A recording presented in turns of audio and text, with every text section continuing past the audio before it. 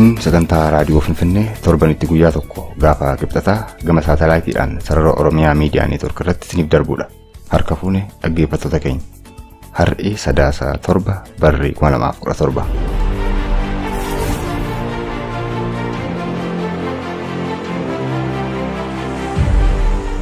Qabataman sagalee qawwee fi nageenyaa faffatanii isaa qabatanii ba'uu argaa jirra. Akka mooraa hidhamtoota jedhanii achi dalla'uma qoraattii walitti guuranii daldalantu jira. Achuma keessaa baasanii tarkaanfii irra fudhatama. Booda akkam ta'een booda qoratamee qulqulluu ta'ee bobba'ee jedhan. Ammoo sagalee iyyuu dhagaa jiran. Akkamitti namni keenya dhufee waraanni keenyas muraasa lamaan caalu maaliif namni ammoo gaduma seenaa namni ammoo akkam ta'a illee gaafannu waan beekuu isin barbaachifne beekuu fi carraaqnaa jechuudha. Daabbiddatu dura jira waan taateef waa gaafannee waan ta'uu qabutti yaada kennuu hin dandeenyu.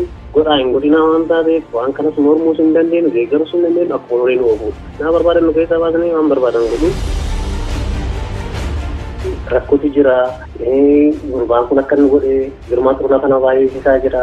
Namni isa walqunnam hundinuu hidhamaa jira. Lakka duyyeennu akkasuma horminu nama kana shakkine yennee yoo gabaafnu isinumatu shakkamaadhaan hin jiraa ture. Hajii dura natti bilisummaa Oromoo fakkeenyaaf daawwan fa'aa jechuudha. Jarri uumni barate kunniin jarri lachuu injineera namoota baay'ee ciccimoodha. Namoota baay'ee akka biyyatti jira jedhamu. Isaaniin yeroo hogganamnee hojii itti fuufnee jennutti isaan jala dhaabbachuu jalqaban. Booda immoo isaan qabamanii yennaan isaan gabaasawatti gara Naayiroobii dhufan fakkaata kan isaan qabaman waraanni waliin bu'e.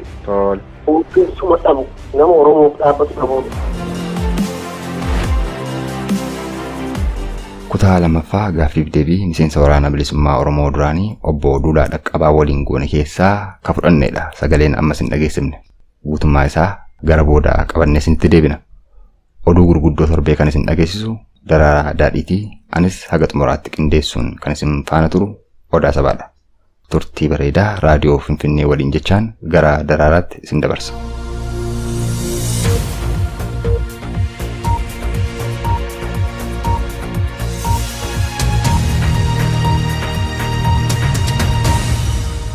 Waliin jireenya keenya nagaa keenyaaf nageenyi keenya waliin jireenya keenyaaf mata duree jedhuun konferensiin hariiroo uummata Oromoo fi Amaaraa cimsuuf irratti xiyyeeffate torbee darbe gaafa Sadaasa 4 magaalaa Baardaa keessatti gaggeeffameera.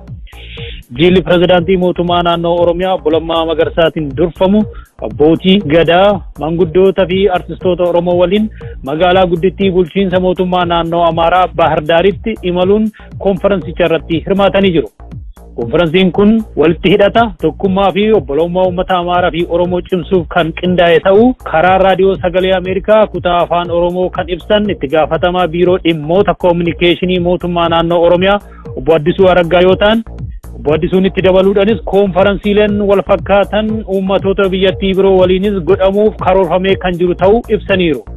Akka obbo Addisuun ibsanitti konferensiileen akkanaaf gama tokkoon ummatoonni biroo Oromiyaa keessa jiraatan qabsoo Oromoo akka tumsaniif kan gargaaru yoo ta'u gama biroon ammoo qaamota ummatoota biyyattii walitti buusuudhaan dantaa siyaasaa daldalachuu fedhan dhabamsiisuu kan gargaaru jedhaniiru.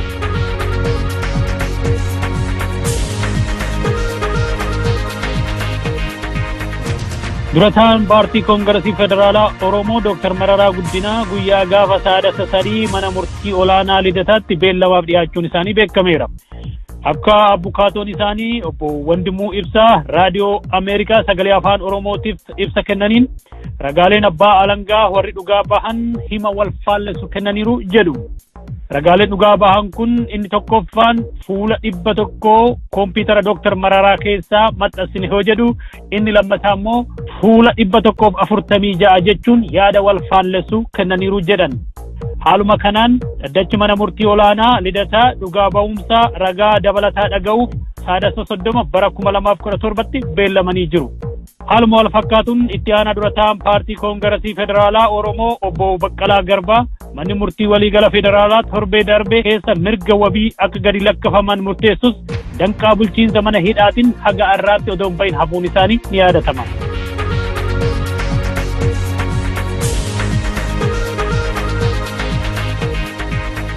Ministeerri barnoota Itoophiyaa ramaddaa barnoota sadarkaa olaanaa barattoota naannoo Oromiyaa fi Somaalee irra deebiin fooyyessuu isaanii Afrikaan News gabaaseera.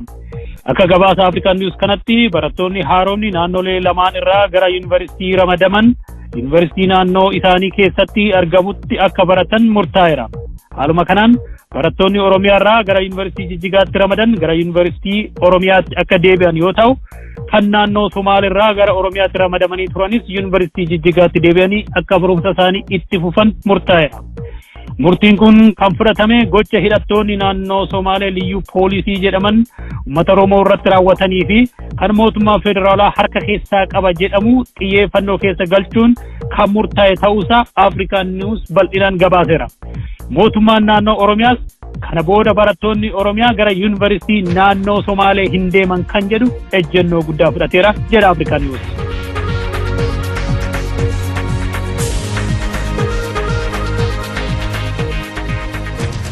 Saadasa shan bara 2017 Sheek Alaamuddin abbaa qabeenyaa Saawud Arabiyaa lakkoofsan 17 ta'an waliin hidhamuu isaa Itoophiyaan saatalaayit televezyiinii fi marsaaleen Naazireet jedhamu gabaasaniiru.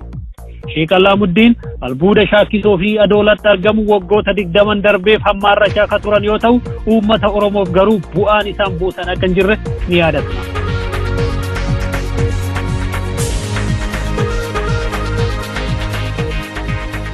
Miseensa dargii kan ture obbo Isheetuu Alamuu seeraan ala namoota dhibbaan lakkaawaman naannoo Goojjamitti ajjeesan hidhan biyya baqsan isa jedhuun himatamanii biyya Neezerlaanditti mana murtiitti dhiyaatanii jiru. Badii hiriyoota kootii fi mootummaa dargiitiin uummata Itoophiyaa irraan gahameef dhiifama nan gaaffa, ani garuu yakka hin hojjenne jechuun obbo Isheetuu Alamuu haalanii jiru. Namoonni ajjeechaa ajaja Isheetuu Alamuutiin fudhatame ija keenyaan agarre jedhanis mana murtii dhiyaachuudhaan ragaa bahaniiru. Biyya Neezerlaanditti seerri ajjeechaa capital punishment waan hin jirreef obbo Isheetuu Alamuu yoo itti murtaa'e umurii guutuu hidhamuu malu jedhu keessa beektonni.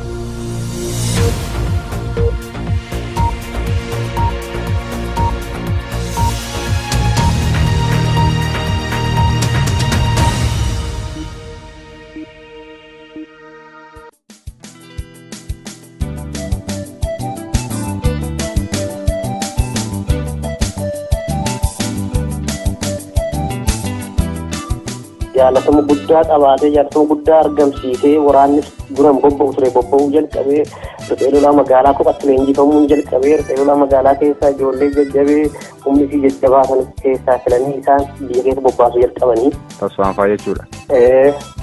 Achi keessatti waraanni achi keessatti hankaasii irra fudhatamu dhaabbate jechuudha.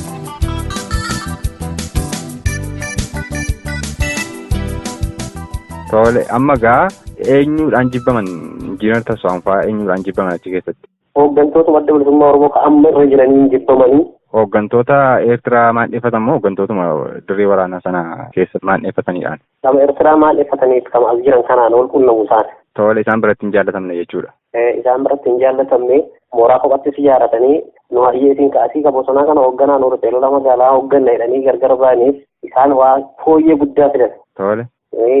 Baajatallee kophaa baafatanii isaan leenjisuu jalqabanii nu riphee lolaa magaalaa lola biyya keessaa kaasuu qabnaa kan jedhan akka qindeessanii waa baay'ee fooyyessanii isaan nu bobbaasanii qunnamtii isaa irraa argachaa qabsoo jalqabne biyya keessatti jechuudha. Isinii ajaja Tasfaa'uun Camadaafaati caasaa Tasfaa'uun Camadaafaatiin warra ergama fudhatee dirqama fudhatee gara biyya deemedha jechuudha isin.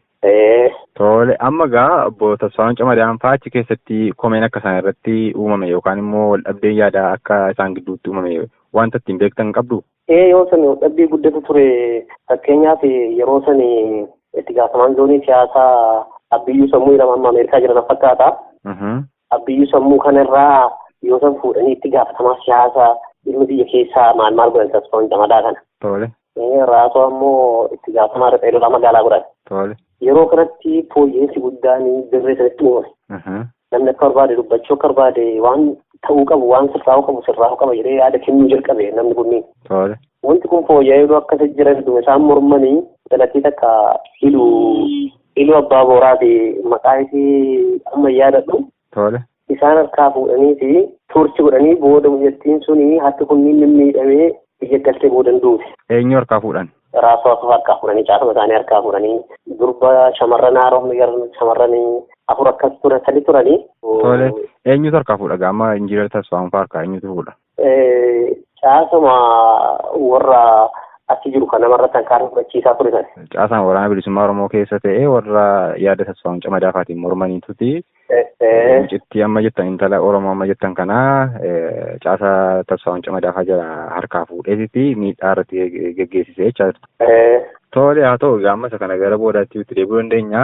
Sana booda gaa achi keessatti waraanni gara 41 tarkaanfii adda addaa irratti fudhataman jettan kun garaagarummaa yaada achi keessatti uumamu. Jarri kun maal godhanii balleessaan isaanii maaliin himatamu yookaan immoo maaliif xiyyeeffatamanii miidhaan kun irra qaqqaba jettu wanta beektan yoo qabaattan jechuudha. Shakkiin ijoolleen kunniin hin lollaa biyya seenaa asittiin numadha malee wanti biraan jiru.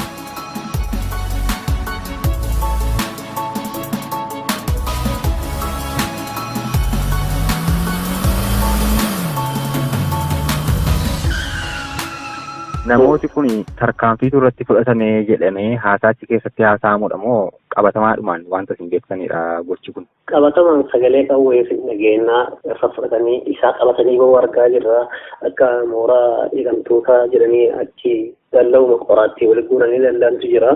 Tole. Achuma keessaa baasanii tarkaanfii irra fudhatama.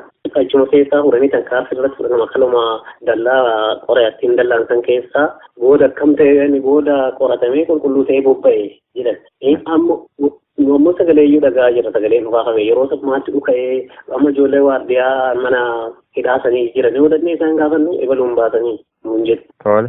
Asliibanii mooraa biratti waraana biratti ammoo inni sirraa'ee fi wanni isaa qulqullaa'ee taanaan gargaaqqamaa bobba'ee jiran. Akkamitti namni keenya dhufe waraanni keenya fi muraasa lamaan caalu maaliif namni ammoo gaduma seenaa namni ammoo akkam ta'a yoo inni gaafannu waan beekuu isin barbaachifne beekuuf hin carraaqnaa mun jedhu. Daabbatti dura jira waan taateef waa gaafannee waan ta'uu qabus yaada kennuu hin dandeenyu. Godhaa hin godhinaa waan taateef waan kanas mormuus hin dandeenyu deeggarus hin dandeenyu akkuma horii nu ofuudha. Naa barbaadan nu keessaa baasanii waan barbaadan godhu. Kun ammoo wayyaaneen warri wayyaaneen dadhabdee wayyaaneen sodaattee harkaa ba'e asii waan dhumataa jiruuf nurrallee hin gaa'inne calleefna. Guduma akkana jirru mucaa wayii amma waggaa 18tti murtaa'ee manadhaa jira Gaddisaa Gammachuu jedhama. Tole. Amma hiriyyaa filachiisichaa ture jamaalii qaaba tokko hin jedhu Oole dhufee jarri akkam taate yoo jedhanii ijoolleen tokko tokko haaromsaaf waliin dhuunfanii akkana tarkaanfii irra fudhatanii qaaba fooniis akkas shakkamee akkas akkasii maal jedhu. Tole. Amma kana keessa gurbichi natti illee tarkaanfii irra fudhatamaa jedhu maraate. Gaafsanii abdataa jedhamee itti gaafsamaan zoonii abdataa nama jedhamu ture. Tole. Haaromsa kanarratti walaloo dubbisi jennaaniin dubbise yaadadha walaloonni dubbise. Bunatu na qabe gannaati yaa buna na danfise anarra barnabe gannaati yaa kootu na danfise uummanni Oromoo kasirra jaalatu abaa'u tokkocha kasinaa yaadatu maal jedhee woboo akka waan sirrii ta'eef achumaan maraate eenyu gadaa qabu. Eenyu dhagaan? Maqaa isaa Gaddisaa Gammachuu jedhama waggaa 18 murtaa'ee amma manadhaa zuwaa'ee ture qarqeen ta'u adeemsan kan hin beekamu. Tole. Maraatee achitti mukaan walitti quuncee haada waan garagaraa barbaadamee hidhan. Tole. Maraatee amma maaliif inni jaaluma jalaallee qofa osoo hin taane hiriyoonni isaanii tarkaanfii irra fudhatame hiriyoonni isaa irratti fudhatama shakkii qaba. Sodaatee waan godhamee booda maraatee inni yeroo kana beektaa irratti deebaa yoo qabaniiti daftara yaadannoo tokko nuuf kennanii turanii daftara sana yoo garagalchanii maqaa namaa tarkaanfii irra fudhatanii bifa walalootiin maal qopheessu. Maaliif sodaarraa kan ka'e narratti tarkaanfiin kun fudhatama kan jedhu miseensonni akkasii sammuu isaanii jeeqamee sadarkaa sammuu isaanii maraachuu ga'ee jechuudha. Kun akkasii jiru isuma maraate kanaa qabee deeminnaan jedhanii raafaa Masfiin jedhama hiriyyaa Tasfaa'uun Camadaati manadhaa jira umurii immoo akkasitti murtaa'ee manadhaa jira innis. Qabee deeminnaan jennaanii gaafa bobbaachuu waliin haa bobba'uunaan jedhaninnaan lakkaa nama akka taa'aafaa jedhee biyyatti hin gala. Haana saaxiluuf moo haa dhibamuuf moo hojii qabsoo hojjetuuf moo ani hin deemuun jedheen. Achuma dhugaa jetteedha achi hambisanii booda isaan lachasanii daftara isaa keessa yoo ilaalan maqoota nama du'ee walaloonni qopheesse yoo du'es qabsoo irra du'e maatiin biyya qabsoo irra jiraachuu na beeka barbaadan akka mana ajjeesa maal jedhaa. Dhannoo garaagaraa barreesseera kan harkatti arganii booda Masfiin achumatti dhossee waraqaa sanillee kan inni barreessee dhiisee achumatti saayikoloojikaalii yaaluu jalqabanii. Sirraa oduu Masfiin san jiraanne mooraa saddeet illee kan gaaffii nama fudhatama ture. booda inni xiqqootti fudhana fakkaata odaan biyya keessa jiru dhufe gara biyyaa bobba'ee jechuudha. Ayyee. Jalqaba fudhatee yeroo dhufutti akkuma dhufeenii na barbaadeen argee boo'e. Maqaan isaa Dursaa Qabsoo jedhama. Tole. Maal taate Dursaa jennaaniin ani marii shadii kee lafa barbaadaa deemaa ture as keessaan baane dubaree akkuma warra kaanii bobba'eedhaa tarkaartee fudhatamaa ture kaan sarara fudhatanii lafti fakkaatee nu jirtaa lubbuun akkanatti duraanuu nama raachee adama fayyadha irraa eegisee argee naan jedhee ayya rakkoon hin jiru jedheeni homaa mitii obsii filannoon qabnu waan taateef dhaaba biraa kan itti godhu amma garba dhaabbatu hin jiru waan taateef wanti godhuu dandeenyu hin jiru obsii jedheeni ayya jajjabeesseeni achi booda dirqama keenya achuma bilbilanii maqsiinfaa natti bilbilanii maqsiin jechuun raasoodha maqaan qabsoosaa. Tole. Isallee fuudheeti akkas akkasii abbaan chaakiyyaa jechuun naannoo itti gaafatamaan naa ture. Kan waraana riphee lolaa magaalaa jechuudha. Tole. Isallee fudhadhee dirqama nutti kennanii hundattuu bobba'uu jalqabne.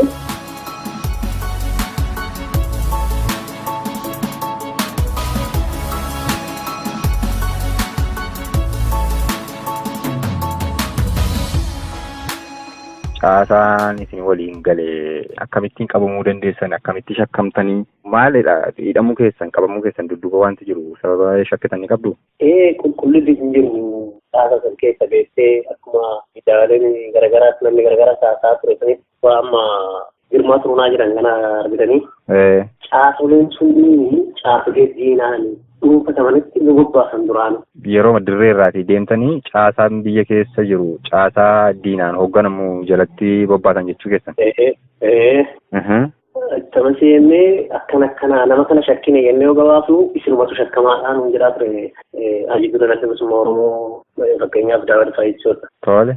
Rakkotu jira gurbaan kun akka inni godhe girmaa xurunaa kana baay'isiisaa jira namni isaa walqunnam hundinuu hidhamaa jira lakka duyyeen nuti akkasii horminu dhuma akkasitti eenyuyyuu gareen gara iloo abbaa horaatti fi kanisitti deemu murni biraas seene biyya keessa waraannummaan bilisummaa Oromoo kun jechuudha. Zoonii kibbaarraa moo Eertiraarraa? Kibbaarraa. Tole. Yoo isaan jedhan isaan waraqaa eenyummaas baasanii fi yeroo bubbaasanii naannoo sabbataa yookaan qabaman. Waraqaa eenyummaa isaanii tabaasiisee girmaa xurunaati. Tole. Maqaa isaa bitamee biraan beeku girmaa xurunaa qofa beekaa chaappaan bocamee jira chaappa kanaan maqaa moggaasee fi chaappeessee fi suuraa kaasee kennee fi yaabbatanii deemu jechuudha. Karaarra qabamanii yoo sabbataa gaanii konkolaataan agaasiin kun marsee ijoollee jajjabeedha beeki. Tole. Reebariituma qabate. Ammasii shakkinee jedhamee gabaafame. Tole. Yeroo kana ala jirra qabamnee jiru. Ammas iddoo akkasitti jirru amma tokkollee ifaa boruu jennaanii amma mana dhaabii ba'eera jedhanii. Tole. Tokkollee umara salaxaa jennaanii salataa kamiteeti. Waraana gameessa kunniin beeka. Tole. Waraana kanneen amma booda bobba'anii isaanis dhufanii qabaman. Eessatti isaan immoo kan qabaman? Isaanillee Finfinnee maabanii gara wantoota achi isaanii baaranii isaan gara cillimutti waraana biraa mooraa waraana biraa kaasuuf deemaarra lola biyya keessaa kaafne siin jedhee ramteere. Humna riphee lolaa biyya magaalaa jechuudha.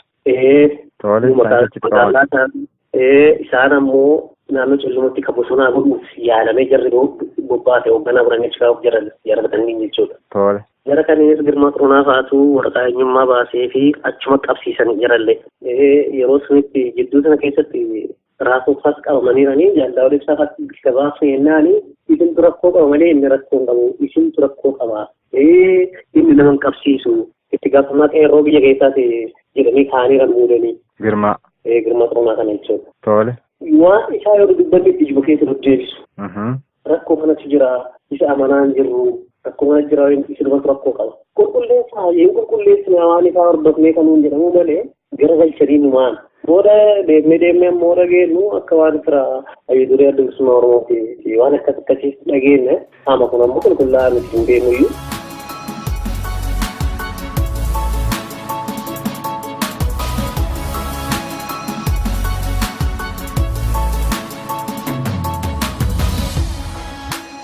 Tole isinoo maaliin qabamtan? Akkana dhugmee lakkaadhu yennuun illee qaama nu qabsiise agadhaa eebba kana qabsiise hin beeku ni qabu malee. Tole haa ta'u egaa sanatti hin deebina. Meegaa dirree sana keessa yeroo turtanittis biyyatti yeroo galtanis waa hedduu argitanii waa hedduu bartanii. Mee dirree kibbaa sanatti tarkaanfiin kan namarratti fudhatamu gosummaadhaan, lagummaadhaan, naannummaadhaan ilaalameeti moo namootuma dhugaadhumaan quuqama Oromoo qaban namootuma gaaffii haqaa, gaaffii fooyya'insaa, qeeqaa fooyya'insaa dhiyeessantu irratti xiyyeeffatamee rakkoon isaanirra ga'a moo ilaalcha addaatiin qoodiinsa addaatiin rakkoon kun isaanirra ga'a? Guddaalee qoodiinsi hin jiru rakkuma ijoollee ciccimoo achi keessa jiranii hundumaa irratti tasaaruu fudhatamaa gara caala immoo ijoollee jiddu galeessaatiif ijoollee arsiitii akka irratti fudhatama ijoollee arabee baatanii irra fudhatamaa akkuma jedhamu ijoollee lixaa kana jedhee hin argine adda fo'anii akkas godhanis akka hin jenne adda fo'anis akka hin jenne keessatti kan argine bitaas nama galaasitti argite. Kan biraani mee jabeenyi waraana dirree zoonii kibbaa suni maalidha? Laafinni isaa maalidha? Gaafan akkas jedhu waan baay'ee naa kaastanii jirtu. Waraanni bilisummaa Oromoo jabaatee biyya sana keessatti hojii boonsaa gaaffii uummata isaatii deebisuu akka hin dandeenye kan isa godhe humna dhabuu, gargaarsa dhabuudha moo caasaan diinaa keessatti ijaaramee bakka ga'uu hanqachuu, kaayyoon sun bakka ga'uu hanqachuudha? Laafinni jiru maalidha? Akkamitti ilaaltu? Walumaa galatti gabaabinumaan jechuu goote. Walii galatti hooggansa dhabe, hooggansi hin jiru. Qulqullina sin qabu. Qulqullina siyaasaa nama akkamitti akkamitti hoogganuu qabaa hin jiru. Tole. Namuma dandeettii qabu don taane namuma si deeggaru argitee namoota qofa hoogganaa goota. Ijoollee naannoo tokkoo ba'anii yoo miidhuu akka wal argan akka walitti dhiyaatan hin barbaadani. Yoo ati dhaabattee hojii haa ta'u maal siin jedhee maal odeessitanii maal dubbattanii waan beekuus hin barbaachisa beekuu hin carraaqanii hin dubbatanii jechuutu jira. Tole. Wal amantiiru hin jiru.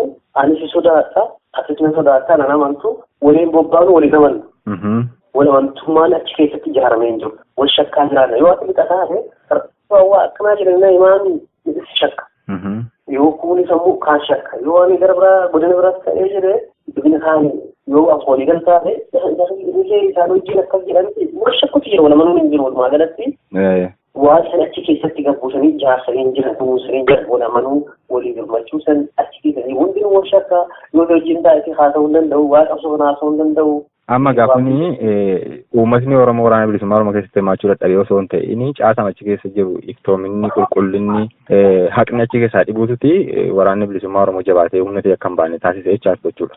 Waraanni humna ta'e malee uummanni Oromoo birmataatee jira yeroo yerootti namni mooraa siyaasaa namni mooraa wayiitu jira.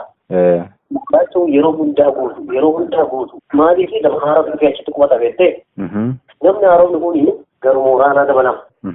Dabalamee waraanni kun ammoo hin baay'atu maali sababii isaa akkam godhan bobba'ee diina dhukaasee diina ta'ee kana godhaa hin jiru.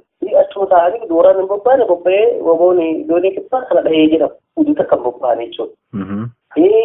Bobba'ee ammoo yookiin madeessee yookiin madaa'ee yookiin kufuun dinuu hin jiru achuma taa'anii nama wayyaaniin dadhabdeedhaan qofa akka jiraatuun dhabitu as dhufa fedhii qabsoo qabaatee qabsaa biyya keessatti dadhabee mooraa qabsoo kanaaf yeroo dhufutti akka yaadee dhufe hin ta'uufi. Tole haa ta'u egaa kan biraan immoo yoo waraanni sun akka hin jabaanneef rakkoo kanatu jira ta'e hoogganuma adda bilisummaa Oromootu fi maqaan adda bilisummaa Oromoo.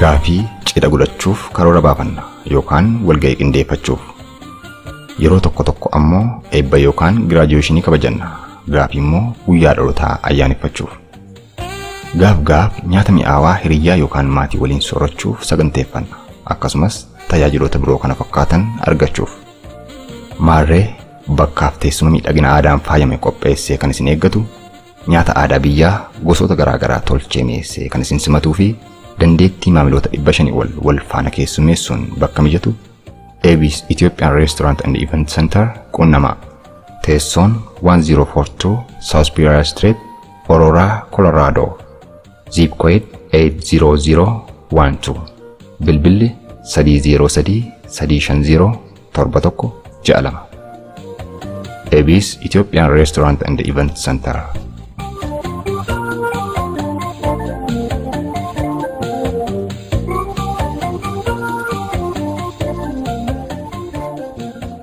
Tole haa ta'u egaa kan biraan immoo yoo waraanni sun akka hin jabaanneef rakkoo kanatu jira ta'e hoogganuma adda bilisummaa Oromootuti maqaa adda bilisummaa Oromoo qabatee jiraachuuf barbaadee kaayyoo saba Oromoo bilisoomsuu waan hin qabneef moo hanqina beekumsaa hanqina dandeettiidhaaniti dogoggorri akkasii achi keessatti uumamu. Kan akka kiyyatti uummatuma Oromoo bilisoomsuu fi nama dhaabbatee achi keessa hin jiru jedhee yaada akka biyyatti. Maaliif jennaan eega namni seene miti kabraa yeroo akkuma duratti hin jedhe yeroo raasoo fakkii jiranii leenjii harkaa fudhanneeti leenjii harkaa jajjabee fudhanneeti harkumaan akka buufachuu dandeessan jedhee nu bobbaasaa turan. Achi dura maafsariin goone yeroo sanii bu'aa guddatu dhufe. Isaan akkana godhanii kana bareechanii oofuu jalqabanii isaan jala dhaabbachuu jalqaban. Maaliif namnummaan uummata Oromoof dhaabbatee hin jiru achi keessa hooggansi uummata Oromoof bilisummaa Oromoof dhaabbate achi keessa hin jiru jechuu akka kiyyatti akka arbaate jechuudha. Jarri uumni barate kunniin jarri lachuu injineera namoota baay'ee ciccimoodha namoota baay'ee akka biyyatti jira jedhamu. Isaaniin yeroo hoogganamnee hojii itti fuufnee jennutti isaan jala dhaabbachuu jalqaban. Booda immoo isaan qabamanii jennaan isaan gabaasawwan gara Naayiroobii dhufan fakkaata kan isaan qabaman waraanni nu waliin bu'e. Hooggansuma dhabu nama Oromoof dhaabbatu dhabu. Amma gaa waraanni achi keessatti hirmaatu warri jajjaboon xiyyeeffatamanii moggaatti dhiibamuu tarkaanfii irratti fudhatama. Namuma yaada isaanii jalatti bulu qofatti hammatanii deemu. Warri hoogganootni immoo warra Oromootiif yaadanii kaayyoo sana fuulduratti tarkaanfachiisuudhaaf yaadan miti naan jechaa jirtu jechuudha. Sirriidha namni kan akeeka saniin socho'u tokko illee hin jiru.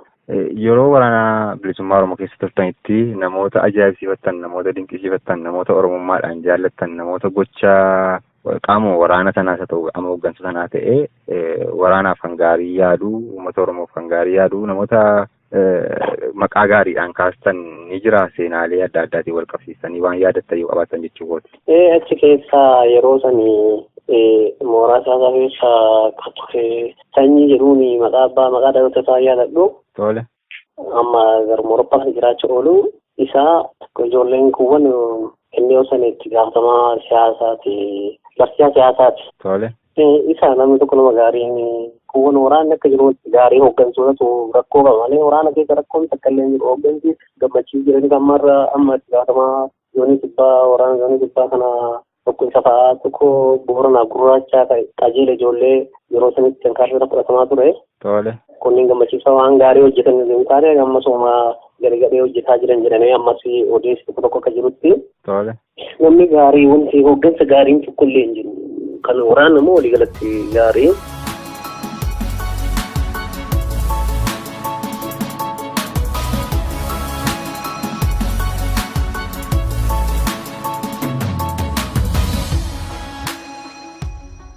Tole yeroo achi keessatti dabarsitanitti waggoota afran achi keessatti dabarsitan sana gaarummaadhaan yaadattu moo isinitti tolee dabarsitan moo itti gaabbitu? Waan takka baay'ee rakkoo guddatu jira waliin dubbachuun hin dandeettu. Ati eessaa baateen hin jiru ati asiin baateen haa ta'u icciitii ta'uu danda'a biyya godina baatee aanaa baatee ol qabachuunis icciitii ta'uu danda'a.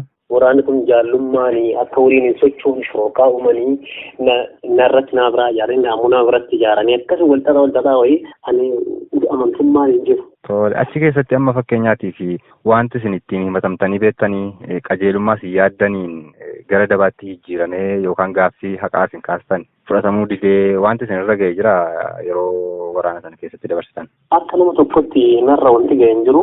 Tole. Ijoolleen waan sanii nurra gaayyattee sodaataa turte akka malee ijoolleen waraanaa achi keessa jirru. Nama tokko walitti dhiyaanuun namni tokko hin jira. Sunniin ammoo asaasaa jalaan qofan dubbatidha. Eeggannoo godhaa maal waraanni wal amanuun waltummaan hin jiru.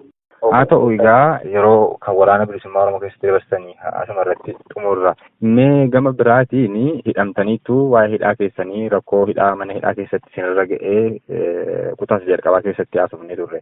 Waa'ee mana hidhaa sana irratti wanta kaasu tokko mootiin kumalaan namni isin jettan suni himata isaa jalqaban wajjin himatame irratti walaba ta'eetti himata kan biraanii akka haaraatti irratti baname jettan. Himata maaliif irratti baname sana booda maaltu itti murtaa'e mootitti? Himatuma waraana bilisummaa Oromootii shoroo keessa maal jedhanii himatanii.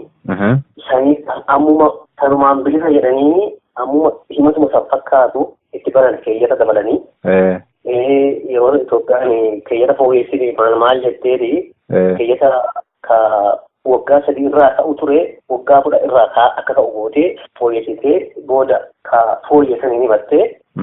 waggaa 14 murteessee jechuudha. Amma mana hidhaa jechuudha. Amma ba'ee yeroo jiranis fagaatee jira. Tole haa ta'u egaa sana booda mana hidhaa irraatiin baatanii biyya keessa jiraachuu jalqabdanii maatii keessanitti dabalamtanii akka yeroo darbeen kaastanitti sana booda biyyarraa ba'uuf maaliif dirqamtan maaliif murteessitan biyyarraa ba'uun hagam furmaata ta'a jettan yaaddaniiti biyya keessatti qabsaa'uu sana caalaa jechuudha. Jireenya dhuunfaaf isa ta'u jireenya qabsoo saba ofii geggeessuuti. Maaliif biyyarraa baatanii kan walitti qabdanii gabaabsitaniitu na ibsani. Ayyee durumaanuu akkuma gaafa dhingada siibsee kaanii nama waliin qunnamanii iddoo jira iddoo bu'aan dhaqin waan naan jedhanii tolee ba'anii irreecha dhaqee irreecha irratti guddaan uumamee kan gadi namarsanii manaa baqadhee jalabee adda afurii akkasii iddoo garagaraatitti godina garagaraa keessa deemee asii nagaa iddoo dolaa ga'eessaa Finfinnees dhaqaa dhokachaa jiraataa ture.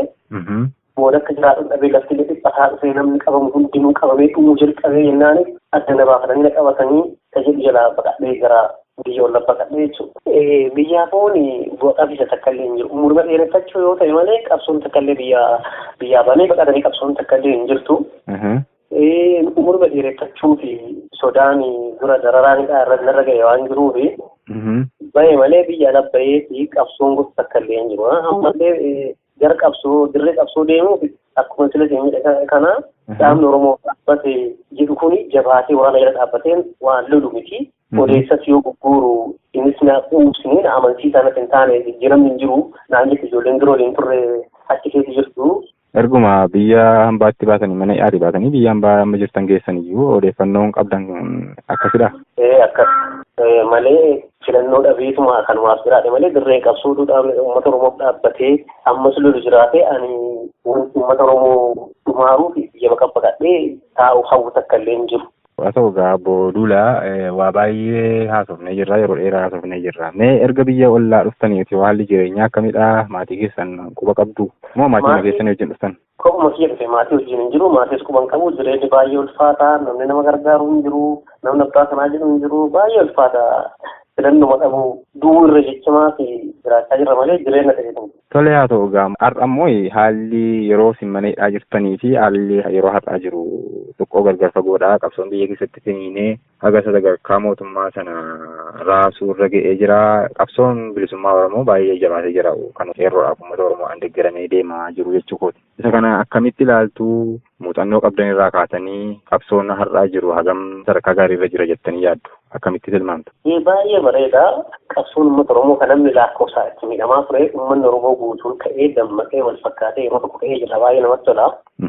Akkanumaatiin immoo qaba mootummaan Itoophiyaas tirtireera gara tokkotti ammoo malee homaa isaa hamne. Kana keessa ammoo namni biraa harka naquu dhiisee fakkeenyaaf dhaabbileen siyaasaa nuti harka keessaa qaba jechuu dhiistee uummata Oromoo waan deeggartuun deeggaruu qofa qabdi malee haasata dhallee qabsoo uummata Oromoo uummanni Oromoo godhaa jiru kana keessa harka naquu dhiisuu qabdi uummanni Oromoo qabsoo ajaa'ibaa godhaa jira. Akka tokko walibummaa malee homaa nu qabne amma. Tolee haa ta'u egaa qabsoon irra adeemaa jiru qabsoon irra biyya keessatti adeemaa jiru muuxannoo qabdan irraa kaatanii maalirraa of eeguu qaba? Gama kamiin jabaachuu qaba? Qaama qabsoo sanaa kamtu jabaachuu qaba? Fooyya'insa godhamuu qabu yookaan wanta jajjabeeffamuu qabu yaada qabda yoo jiraate gabaabsitanii. Baay'ee hedduu bareedaa uummanni Oromoo dhaabbilee siyaasaa kamiinuu faarsuu hin qabu. Qabsoosa diddaa isaatti fufuu qaba. Dhaabbileen siyaasaa hidhannoon qabsaa'u ammoo humna isaa jabeeffatee waraana ijaarratee qopheessuu qaba. Yoo waraanni hin jirre humnuma jabatu ammas qabata deebi'ee aangoo kan humnuma waraana qabus qabata malee uummanni Oromoo harka duwwaa waraana jala dhaabbatee agaazii nama nyaata jala dhaabbatee qabsaa'aa jiru hundi gaafa mootummaa kun kufee humna qabaatee jala dhaabbatee aangoo kana qabachuu hin danda'u. Waan taateef dhaabbilee Oromoo olola biraa waa walirra olola dhiisanii waraana ijaarratanii gaafa Oromiyaan bilisoomte. Oromiyaan gara bilisummaatti deemteetti akkuma dura jennisanii waan biraa odeessuu dhiisanii waraana ijaarratanii qopheessanii jabaatanii Oromiyaa boruu ijaaruuf qopheessuu qaban jedhee yaada.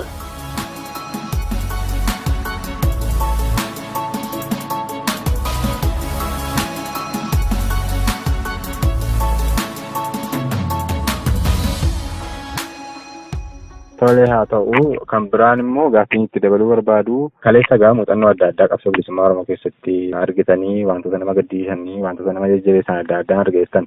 Har'a waraana bilisummaa Oromoo akkamitti ilaaltu? Dhaabbileen Oromoo kun immoo hundumtu isaanii immoo maal gochuu qabu jettanii yaaddu? Amma dhaabni adda bilisummaa Oromoo fi waraanni bilisummaa Oromoo gargaara. Waraanni bilisummaa Oromoo yoomiinuu jibbamuu hin qabu. Guyyaa takka namni diina seenaa lola'ee gabba'ee kamiinuu kabajamus qaba deeggaramus qaba. Maali jennaan diina sirraa dhahaa jira waan taateef. Akkuma diinni diina keetiitu bira qabsoo keetiiti jedhama. Kana waan ta'eef waraanni dhaabbileen kamiiyyuu walirra dhukaasuu dhiisanii waraana ijaarrachuu qabanii. Waraanni ammoo dirqama. Waraanni ammoo abdii biyya kanaati. Kaloo dallaa biyya kanaati. Magaalaas ta'anii achis ta'anii ololuu dhiisanii ni jirra jechuu dhiisanii maqaa qofa dhiisanii hojii nu agarsiisuu qabanii. Nutis ammoo muuxannoo qabnurraa wanti biyya baqaa ta'e umurii keenya hin jiru uummata Oromootiif du'uu qabna. Nu qindeessanii gad nu baasanii nu ijaaranii waraana abdii Oromoo ta'u tokkotti nu bobbaasuu qabanii jedhee yaadaan. Tole haa ta'u egaa obbo Duulaa waa baay'ee haasofnee muuxannoo hedduu dhaggeeffattoota keenyaaf hirtanii guddaa galatoomaa isiniin jecha waraana bilisummaa Oromoo haala kaleessa darbeerraati dogoggora kaleessa darbeerraati maal barachuu qabaa dhaabni adda bilisummaa Oromoo jedhamus haa ta'u dhaabbileen Oromoo kan biraan haala dogoggora kaleessa hojjetan irraati maal baratanii kamiin fooyyeffatanii gara kamitti deemuu qabu yoo maal ta'etti irra caalaa seenaan kaleessaa sun irraanfatamee har'a immoo hojiidhaan irra aananii uummata Oromoo cina dhaabbachuu danda'u jettanii yaaddu. Wal qooduu dhiisanii wal shakkuu dhiisanii tokkummaadhaan uummata irraa barumsa fudhatanii waan durisa hunda dhiisanii kana dogoggorreessanii uummata Oromoo dhiifama gaafatanii qeeqa uummanni Oromoo kennuuf dhageeffatanii seenaa duraanii kan fooyyeffachuu qaban. Maaliif jennaan uummata Oromoo miidhanii jiranii abdii duwwaa kennanii fi itti taphachaa turanii warri bilisummaa Oromoo irraallee fottoqee adda bilisummaa Oromoo irraa fottoqee jijjiirama finne jedhee gara dhaabbileen sadii ofii irraa fottoqeera sunniinis homaa hin finne jijjiiramaaf hojjechuu qaba hundi isaanii adda bilisummaa Oromoos kaa'uun isaa ta'u dhaabbileen biraa isaa ta'u walii galanii tokko ta'anii waan gaarii nu agarsiisuu qabanii waraana humna qabu tokko ijaaratanii uummata Oromoo taatu uummanni Oromoo ilma ofiitu dhabaa jira mallaqa baasuu dhabu waan taatee duras baasaa ture ammas hin baasaa uummata Oromoo dhiifama gaafatanii kana dogoggora kana sirreeffannaa kanaan nu dura dhaabbadhaa tadarbeef dhiifama nu godhaa uummata Oromoo dhiifama gaafatanii qabsoo isaanii cimsanii itti fufuu qaban jedhee yaadaan tokko ta'anii walii galanii dhaabbilee hundinuu uummanni Oromoo tokkummaan kaabaa kibbatti bahaa dhiyaatti tokko ta'ee ka'ee jira. Tokkummaa isaa kana walii birmachuu kana akkanuma itti fufuu qabaa. Hedduu nama gammachiisa. Waa yeroo dheeraaf waggaa dheeraaf hawwamaa ture argine baay'ee bareedaa akkanumaan cimee kana caalaa itti fufuu qabaa. Yoo uummanni Oromoo wayyaanee harkaa baatee jira. Ofii isaaniitiin baane uummata Oromootti harkaa baate akka deebanii isaan jalatti hin kufne icciitii isaanii uffatanii isaanis waraana addaa ijaaratanii hojjabeessanii wayyaanee dura dhaabbachuu qabanii uummanni Oromoo akka barbaadaa jira. Dura tooftaan fakkaataa ture amma cabsee sarakkaa kana hedduu nu gammachiise. Namni jaasni haduu hin qabu akkuma Mandeellaa kaanii isaan walii galanii diina jala dhaabbatan taanaan isaan diina uummata Oromootiin. Kaleessa mootummaa nama nyaataa turanitti waan gaarii nu godhanii gadhifaa jiran waan taateef waan gaarii godhaa jiran kana cimanii itti fufuu ibsiitii isaanii diina jalaa dhuunfachuu amma taanaa akka isaan keessa isaanii argin waan murteeffatan ciitee qabatanii tika ijaaratanii nama isaa irraa fagottis nama bataafa seeraa isaa irraa bataasu qabaachuu qabanii ciitii isaanii wayyaanee dhuunfachuu qabanii murra abbaa xahayyee dhuunfachuu qabanii dura dhaabbachuu qabanis amma caasaan mannatti diigamee dhume caasaa abbaa xahayyee qofa ta'e jettee caasaa abbaa xahayyee kana jala cimanii dhaabbachuu qabanii abbaan duulas waan gaarii nu godhe keessattuu abbaan duulaa jeneraala guddaa biyyattiiti waan kana jala dhaabbachuu qaba. Ilaayu jira kanaa ka gallu fide abbaa duulaati. Jala dhaabbatee akka durraa aangoo qaba. Aangoo dhiisanii bu'uu qofa duun taane gaaf bu'e jala dhaabbatee akka Oromoo irraa kaasu akka Oromoon abbaa biyyummaa isaa kabachiisifatu jala dhaabbachuu qabanii kalachimuu qabanii jedhee yaada. Tole haa ta'u egaa obbo Duulaa Dhaqabaa bara 2004 kaastanii haga bara 2008 miseensa waraana bilisummaa Oromoo kan turtanii fi akkasumas immoo sana booda dirqama fudhattanii gara biyyaatti seentanii sana boodas gara waggaa 7 hidhamtanii kabaatan raadiyoo Finfinnee irratti dhiyaattanii yaada keessa waan nu ibsaniif maqaa dhaggeeffattoota raadiyoo Finfinneetiin guddoon isin galateeffadha.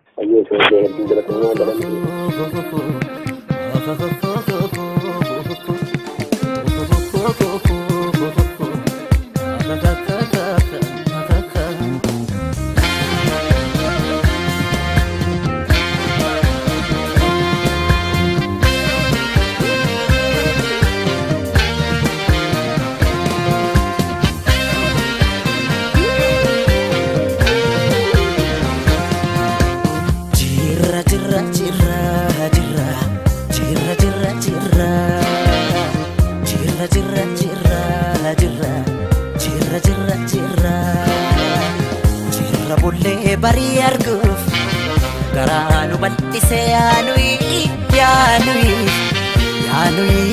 yaa waa irraanfachuuf yaa waa irraanfachuuf yaa waa irraanfachuuf yaanui yaa waa irraanfachuuf yaanui yaa waa irraanfachuuf yaanui yaa waa irraanfachuuf yaanui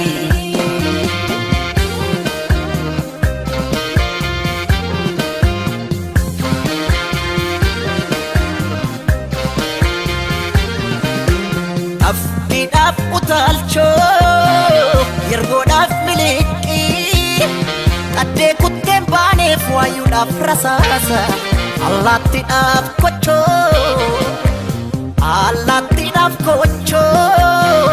Qocaadhaaf dhagacha Kennaa maaltu dida jirra hunda baacha Kennaa maaltu dida jirra hunda baacha Jirra jirra jirra jirra Jirra jirra jirra Jirra jirra jirra jirra Kunwar allee jirra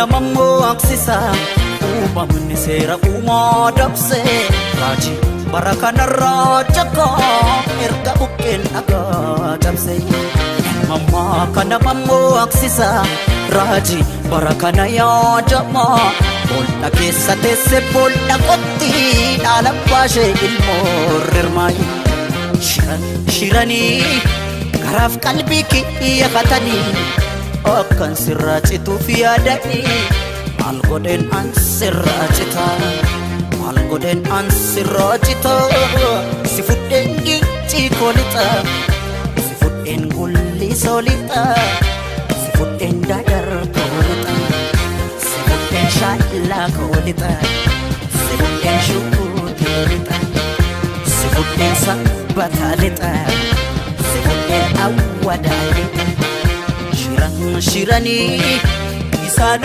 doorsisanii akka sirraachituuf yaadanii maal godhen an sirraachitu maal godhen an sirraachitu si fudhen ajjee koolixa si fudhen sarboo koolixa ulee horaa koon silixa si fudhen naqqambeelixa si fudhen machaaraalixa Shashe kolita, sifuken udar kolita, sifuken bampich kolita, sifuken nacho kolita, sifuken pamayalita.